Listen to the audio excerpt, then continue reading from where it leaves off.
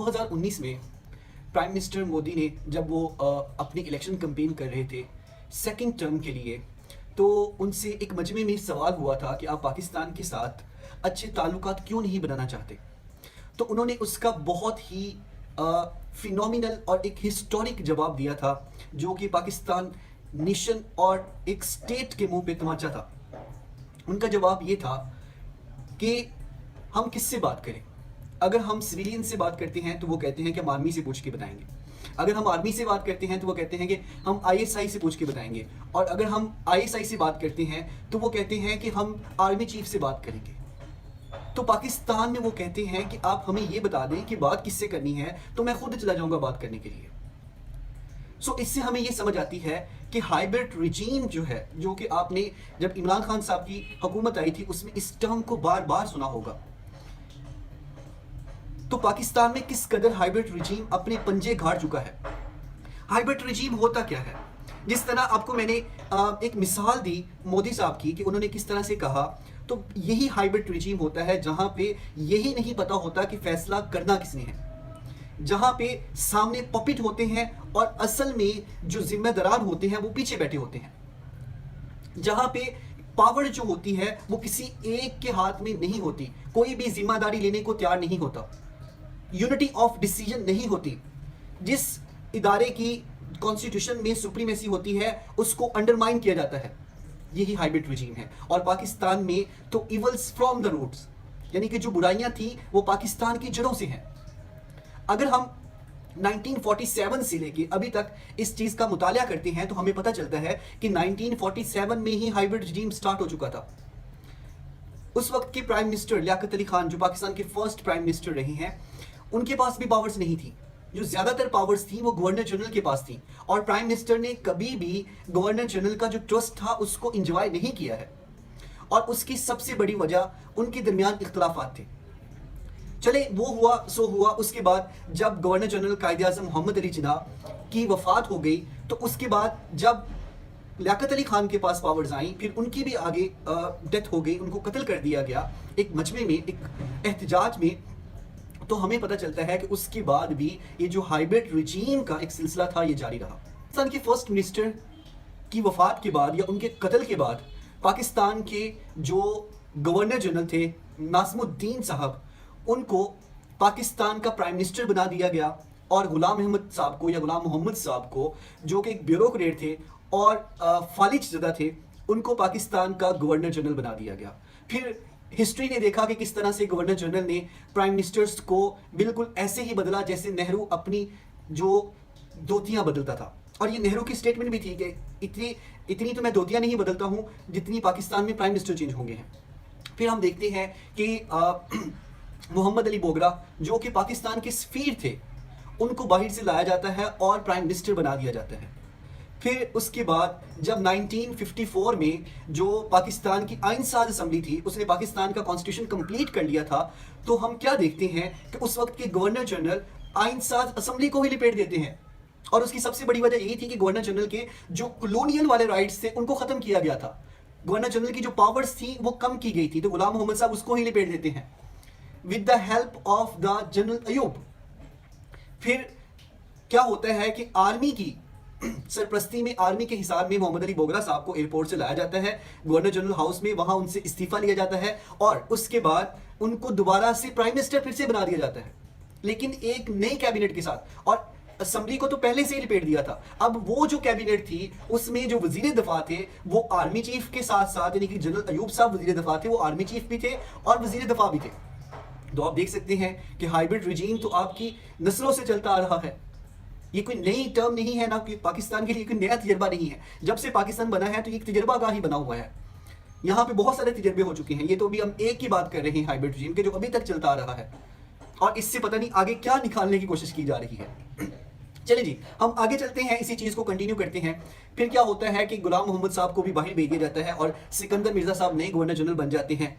और जनरल अयूब और सिकंदर मिर्ज़ा जो कि एक अच्छे दोस्त भी थे, तो सिकंदर मिर्ज़ा अपनी सारी जो गवर्नमेंट थे वो जनरल अयूब के थ्रू चला रहे थे।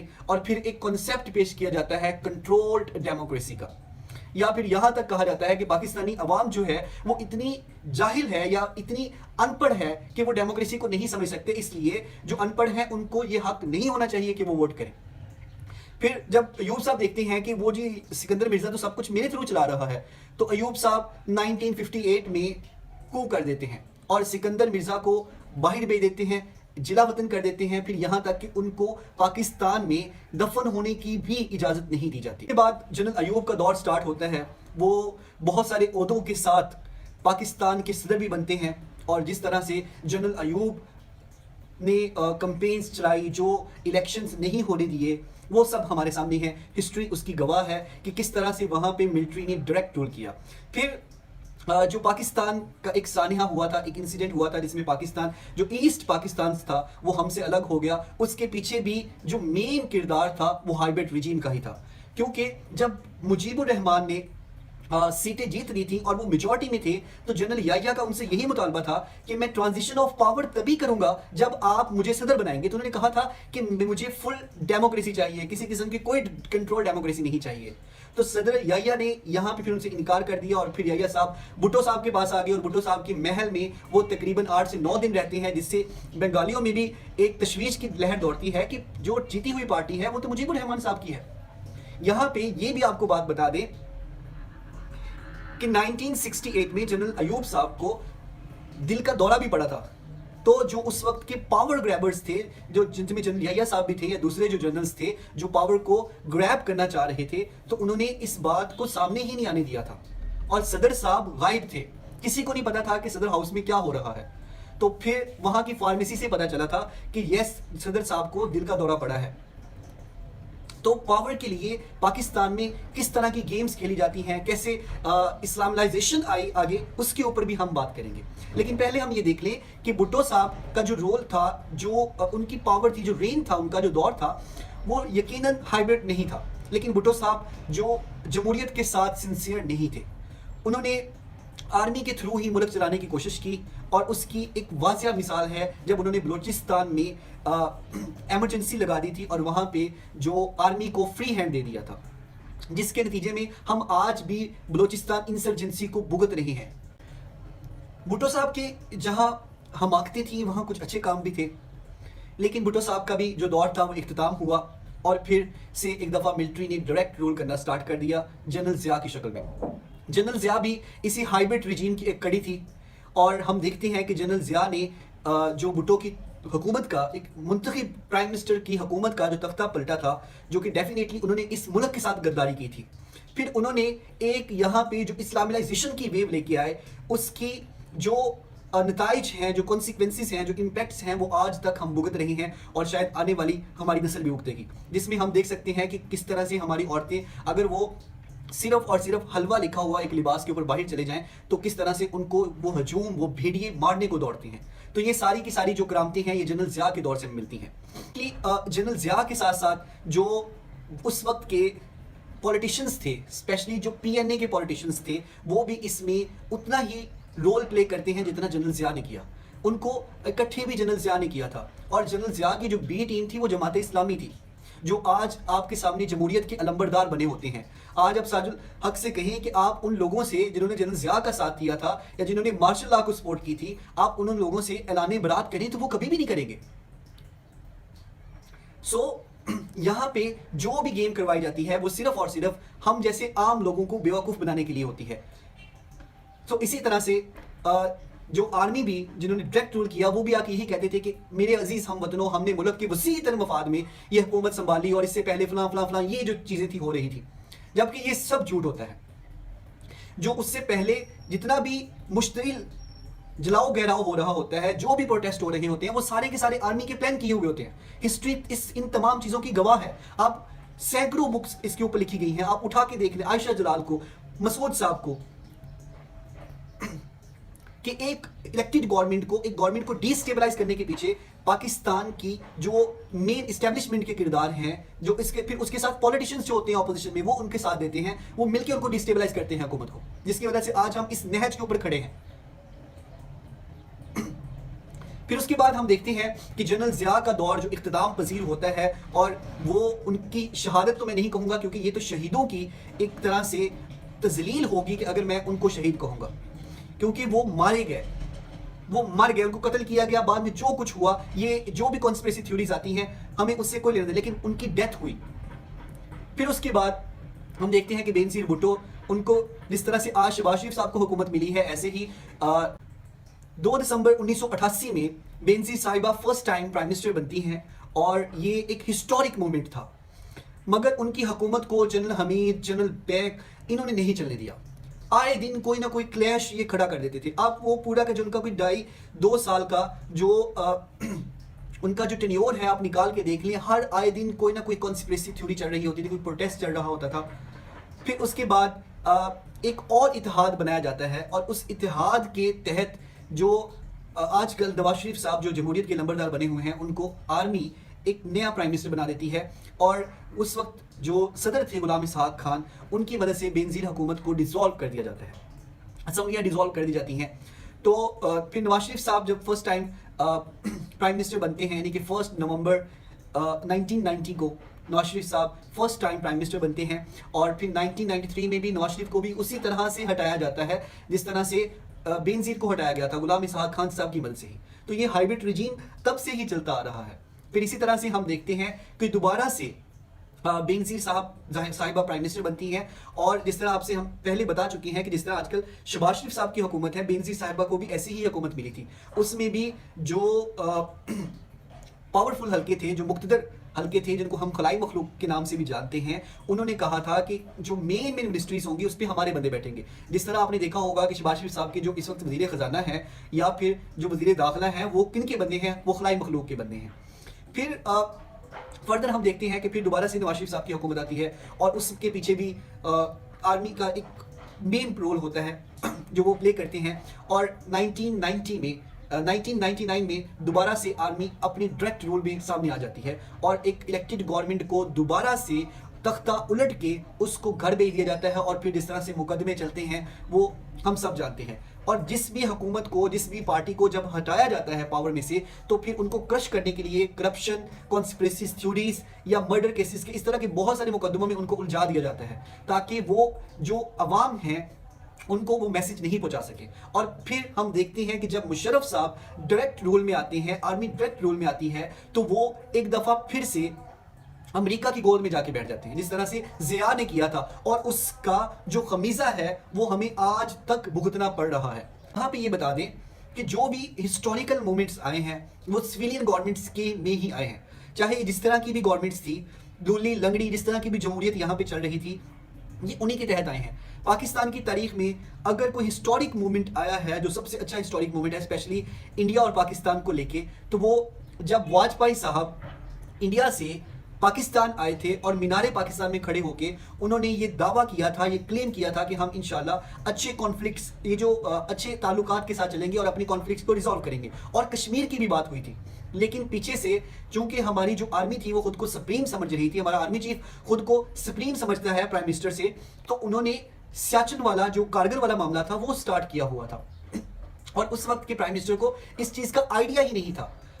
प्राइम मिनिस्टर ये दावा करते रहे कि वहां पे हमारे बंदे नहीं है, वहां पे जिहादिस्ट ग्रुप लड़ रहे हैं, जबकि बाद में प्राइम मिनिस्टर को वाजपेयी साहब की तरफ से एक रिकॉर्ड भेजा गया था जिसमें रिकॉर्डिंग थी जनरल अजीज की और उस वक्त के आर्मी चीफ मुशर्रफ की बीजिंग से, जिसमें वो बता रहे हैं कि ये हमारे सोल्जर्स लड़ रहे हैं और हमने इस वक्त तक जो पोजीशन है उस मुस्तहकम पोजीशन पे हम हैं। फिर जाके प्राइम मिनिस्टर को पता चला कि ओ ये तो आर्मी ने एक पंगा डाल दिया है। फिर उसके बाद हम देखते हैं कि किस तरह से मुशर्रफ साहब और ये अपने दोनों रूल्स में ये चीज़ आप देखेंगे कि चाहे ज़िया का रूल हो चाहे मुशर्रफ साहब का रूल हो, उन्होंने वो प्राइम मिनिस्टर अपने ही लेके आते थे। सबसे पहले जमालुद्दीन साहब को लेके आए, फिर उसके बाद जमाल के साथ बाद जो नेक्स्ट प्राइम मिनिस्टर थे वो काफ लीग थे, क्योंकि मुशर्रफ की जो बी टीम थी वो काफ लीग थी। जो आज ये मोनिस इलाही साहब, परवेज इलाही साहब, शुजात साहब जो जमहूरियत के लंबरदार बनते हैं, तो ये तो मार्शल लॉ को सपोर्ट करते थे। ये जितनी दफा भी पावर में आए हैं तो मार्शल लॉ की मदद से आए हैं, ये तो एस्टेब्लिशमेंट की बी टीम समझी जाती थी और आज भी है। अच्छा, उसके बाद जी फर्दर जब हम देखते हैं कि शौकत अजीज साहब जो 2004 से लेकर 7 तक प्राइम मिनिस्टर रहे और फिर दोबारा से 2008 में जो बेनजीर भुट्टो की एक ट्रेजिक डेथ के बाद, एक उनके मर्डर के बाद, वो शहादत हुई जो उनकी हुई, उसके बाद तो दोबारा से 2008 में पीपी की गवर्नमेंट आती है, लेकिन फिर उसके पीछे भी आर्मी ही बैठी हुई होती है। जनरल कियानी साहब ने एक की रोल प्ले किया था उसमें, बट फिर लोग कहते हैं कि जो इमरान खान साहब हैं वो हाइब्रिड रिजीम का शिकार नहीं हुए या वो उसकी पैदावार नहीं है। तो यहाँ पे तारीख की चीज़ों को दुरुस्त करने के लिए, क्योंकि आप पाकिस्तान में तो क्यूरियोसिटी खत्म कर दी है, पढ़ने लिखने का नौजवानों में तसव्वुर ही नहीं पाया जाता, तो यहाँ पे ये बात बता दें आपको कि इमरान खान साहब भी हाइब्रिड रिजीम की ही पैदावार हैं। ये बेसिकली प्रोजेक्ट स्टार्ट होता है 2009 में, ठीक है, और इसको बनाने वाले जनरल ज़हीरुल इस्लाम, फिर जनरल कियानी, फिर उसके साथ साथ जनरल रहील शरीफ, फिर DGISI, यानी कि ये सारे मिलके इसको परवान चढ़ाते हैं और ये इदारे की पॉलिसी रही है।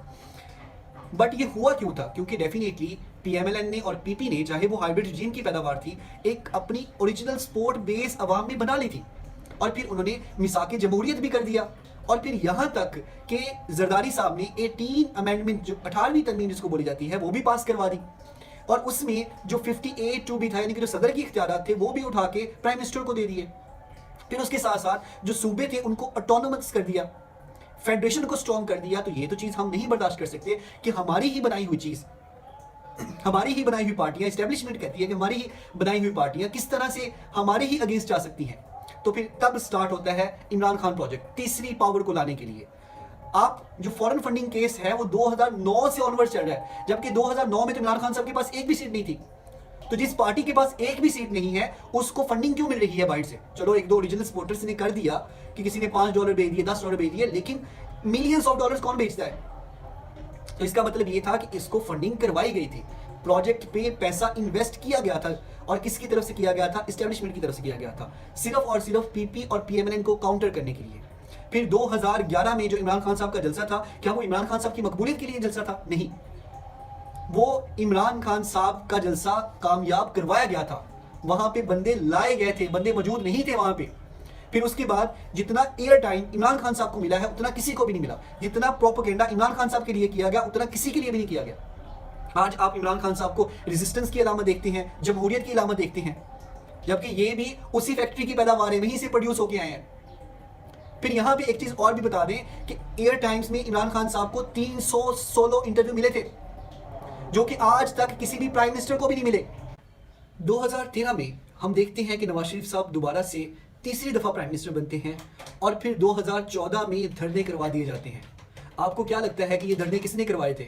आपको क्या लगता है कि इमरान खान साहब जो बार बार कह रहे थे कि अंपायर की उंगली उठने वाली है, तो कौन था अंपायर इसके पीछे? कौन करवा रहा था ये?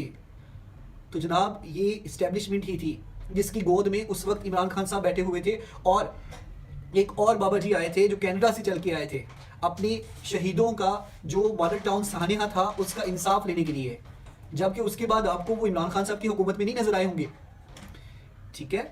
और फिर हम देखते हैं कि 2014 के धरने तो नाकाम हो जाते हैं, लेकिन फिर उसके बाद जो पनामा लीक था या जो पनामा का एक केस था वो किस तरह से एक बॉन्डे अंदाज में चलाया जाता है, जिसको अदालत पहले रिजेक्ट कर देती है, उस केस को सुनने से इनकार कर देती है, लेकिन वही केस बाद में लगता है उसी केस को साइड लाइन करके एक छोटा सा मुकदमा निकाला जाता है, एक छोटी सी बेस निकाली जाती है जिसपे एक इलेक्टेड प्राइम मिनिस्टर को क्या कर दिया जाता है, नाअहल करा दिया जाता है। और फिर हमारी मीडिया जी, हर मीडिया पे ये चल रहा होता है कि नाअहल prime minister Nawaz Sharif, नाअहल prime minister Nawaz Sharif.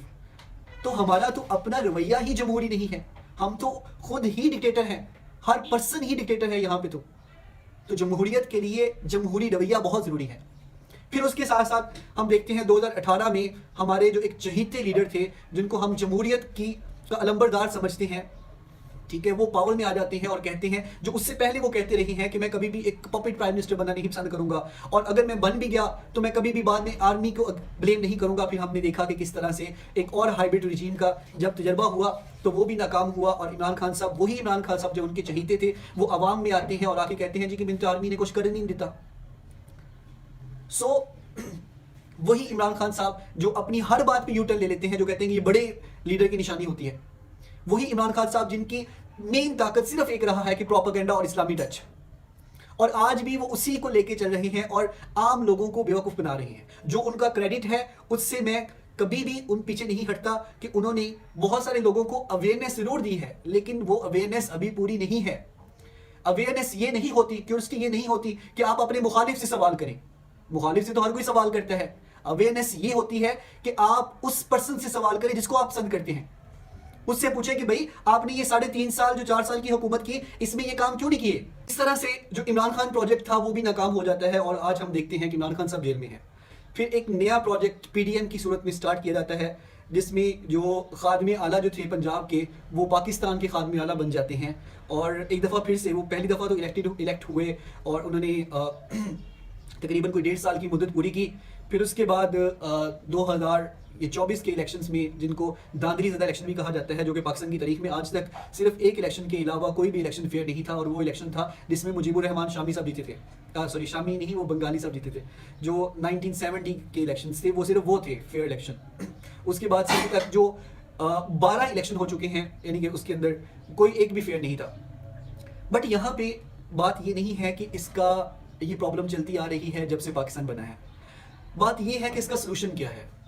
इसके सोल्यूशन की तरफ जब हम आते हैं तो हमें कहा जाता है कि जिस तरह आपने देखा कि अयूब साहब ने कहा था कि कंट्रोल डेमोक्रेसी, तो कोई कंट्रोल डेमोक्रेसी नहीं होती। जमहूरियत की सादा सी डेफिनेशन ये है कि इंग्लिश में एक वर्ड है टॉलरेंस, कि मेरा जो फेथ है, मेरा जो एक नज़रिया है, उसका एहतराम आपके ऊपर फ़र्ज़ है और आपका जो नज़रिया है, जो आपका फेथ है, उसका एहतराम मेरे ऊपर फ़र्ज़ है और इसको अपहोल्ड रखना, इसको चेंज करना, इसको मेंटेन रखना, ये मेरा बुनियादी हक है जिसका एहतराम आपको करना है और आपके बुनियादी हक का एहतराम मुझे करना है। ये जमहूरियत है।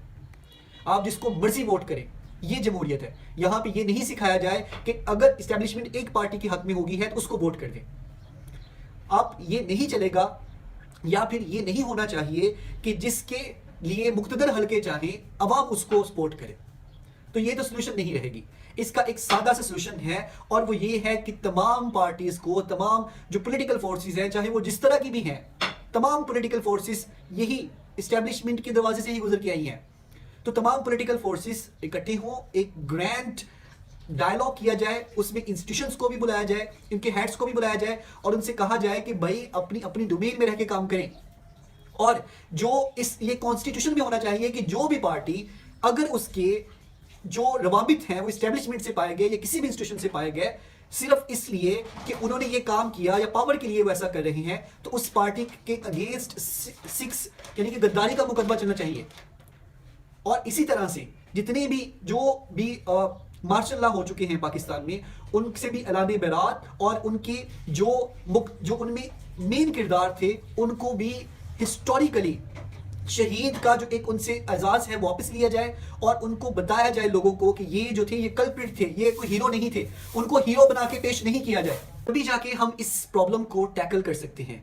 नहीं तो ये वाला जो हाइब्रिड रिजीम है, क्योंकि पिछले हम देख चुके हैं हर तजर्बे से कोई फ़ायदा नहीं हुआ, मुल्क का कोई 1 इंच बराबर फ़ायदा नहीं हुआ, तो इसी तरह से इस हाइब्रिड रिजीम से भी मुल्क का कोई फ़ायदा नहीं होगा। जो आम आवाम है वो ऐसे ही महंगाई की जो एक चक्की है उसमें पिसते रहेंगे और जो ये पॉलिटिशियंस हैं या जो पार्टियां हैं, बड़ी बड़ी पार्टियां, कभी बिलावल साहब जाके इस्टेब्लिशमेंट की गोद में बैठ जाएंगे और खुद को जमहूरियत का नंबरदार कहलाएंगे। होगी वो इस ताक में होगी कि कब इस्टेब्लिशमेंट उनके लिए दरवाजे खोले और वो जाके बिलावल साहब को उनकी झोली से निकालें और खुद जाके उनकी झोली में बैठे। तो ये इस तरह से फिर ये जो एक विशियस सर्कल है ये चलता आएगा जब तक ये अपनी अपनी डोमेन नहीं सेट करेंगे, जब तक जो पॉलिटिकल पार्टीज हैं ये अलायंस नहीं करेंगी, जब तक ये एक साथ नहीं होंगी और ये जब तक ये बात नहीं करेंगी कि हम किसी भी अनडेमोक्रेटिक फोर्सेस को सिविलियन मामलात में नहीं आने देंगे। आज भी जो एक हाइब्रिड रजीम है उसमें जो डिफेंस का है, जो वज़ीर दाखिला का मामला है, जो वज़ीर ख़जाना का मामला है, वो सारा कौन हैंडल कर रहा है? हमें पता है कि इस्टेब्लिशमेंट हैंडल कर रही है। सिक्योरिटी फोर्सेस के हवाले से जो पॉलिसी है वो भी इस्टेब्लिशमेंट बना रही है। तो सिविलियंस कहाँ पे हैं? आप कमेंट बॉक्स में अपनी राय ज़रूर दें कि क्या ये जो प्राइम मिनिस्टर है शहबाज शरीफ साहब ये अपनी मुद्दत पूरी करेंगे और ये हाइब्रिड रजीम का जो तजर्बा है ये कामयाब होगा या नहीं होगा।